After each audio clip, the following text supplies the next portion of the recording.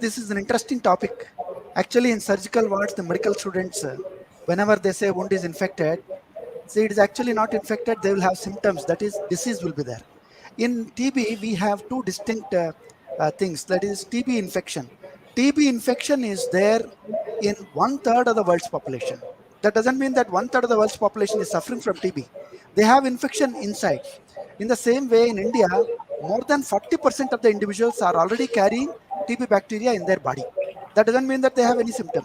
They may not suffer from TB disease uh, throughout their life. And among the infected, there is a possibility of around 10% breaking down to disease. So this may happen due to various reasons.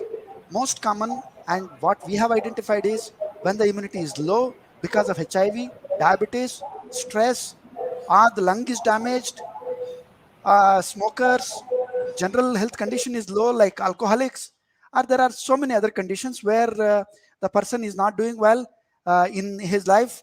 Anytime in his life before his death, there is a possibility that the TB may break down into disease. Then they will have symptoms. So what we expect around, if 100 people are infected, we say around 10 persons will break down to disease. When disease is there, that is identified by symptoms or signs. So signs are those which are identified by a doctor. So while examining, or the patient may complain of cough or pain or stupor. Patient is not complaining, relatives are complaining that the patient is not well, or some chest related things, chest pain, loss of weight. All these symptoms are there. That means the patient is suffering from TB disease. So this is the difference between infection and TB disease. But there is another aspect. If the person is having HIV, then there is a possibility that around 100 persons who are having HIV and TB, 10 persons will develop disease every year.